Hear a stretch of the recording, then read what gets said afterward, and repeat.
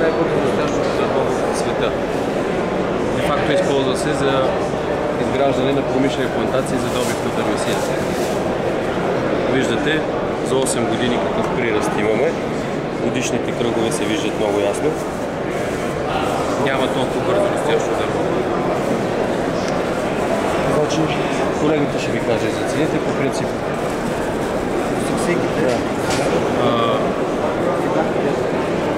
Изключително многостранно приложение има павловнята. Всичко, което виждате отзад, е направено от павловния. Използва се за производство на лампери, подови настилки, мебели, дограма, врати. Напоследък става много популярно и като суровина за биомаса, което е причината да го показваме на изложението за възобновяеми енергийни източници. Засажда се когато го използваме за биомаса, се засажда в различни схеми, но определено на по-голяма гъстота, отколкото когато се използва за дървесина. Сече се през 3 години и от едно дърво може да се добият до 35 кг дървесина на третата година. Основните други качества, които притежава павловния, е това, че не се наяжда от дървояди, тъй като има високо съдържание на танин. Освен това не е хигроскопично и не се раздува, т.е. детайли, направени от павловния, не променят размерите си, след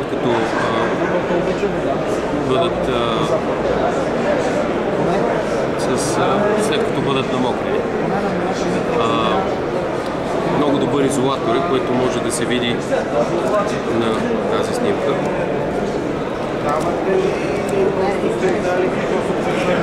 Тези милиарди въздушни порички, които са в самата дървесина, го правят много добър изолатор и точно това е едно от приложенията му, като суровина за производство на дограма, на врати, на сауни, на ламперия.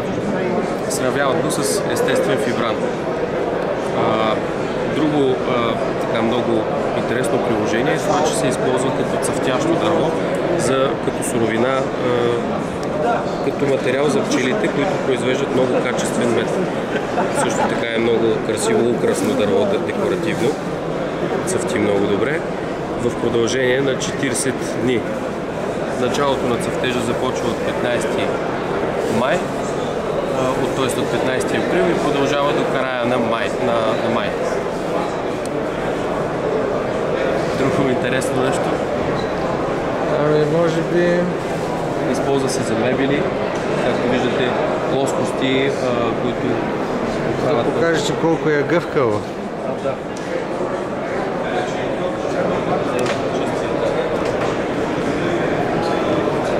Изключително еластично е. Виждате, това е защо. Много красив фладер има.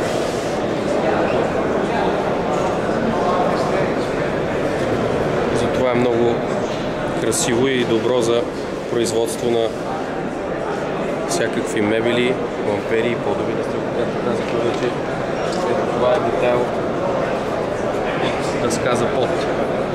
Обработена, както виждате, с нът и перо.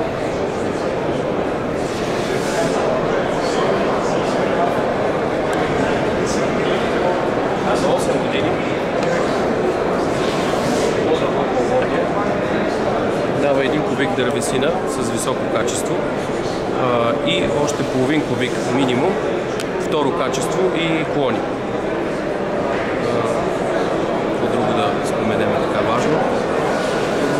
Може би как се засажда само все пак? Много е леко, да. Плътността на павловния е 208 кг на кубичен метър, което го нарежда редом с балсата, но за разлика от нея не е хигроскопично, не попива вода. Засаждането вече изграждаме плантации трета година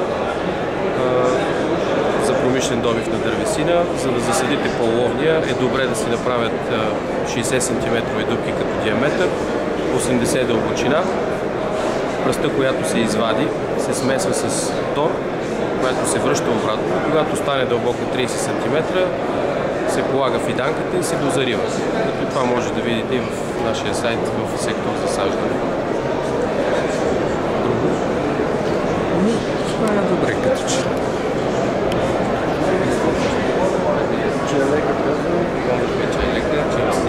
Това е за 8 години пораснало дърво.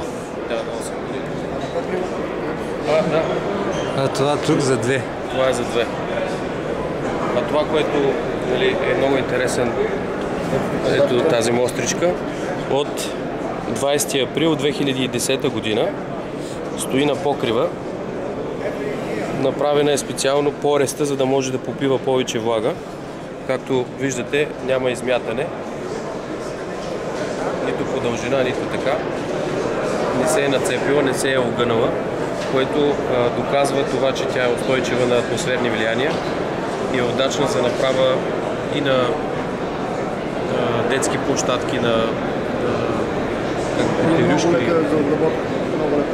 Много лесно се обработва, шлайфа се много добре. Когато се затърка с шнурка, не се занищва, както примерно прави топола. Може да служи и за дърворезба. Виждате. Значи майсторът, който прави тази дърворезба, я сравни като усещане за работа с липата. Тук има един недостатък в някои отношения, че е мека. Тогава решаваме този проблем с фурнироване с твърда дървесина. Това в случая е палисандров фурнир. Виждате сандвич панел. Тук идва предимството и, че когато се намокри, не се раздува. Затова по този начин можем да направим много подходящи мебели за баня. Значи фурнирована, имаме твърдостта и в същото време хидроустойчивостта. Дори и в баня това нещо няма да се надуе, за да разцепи фурнира съответно. За сауни е много добра, тъй като казахме, има много порички, много добър изолатор и от температурните колебания в сауната не се измята, не се огъва, не се цепи. Благодаря ви.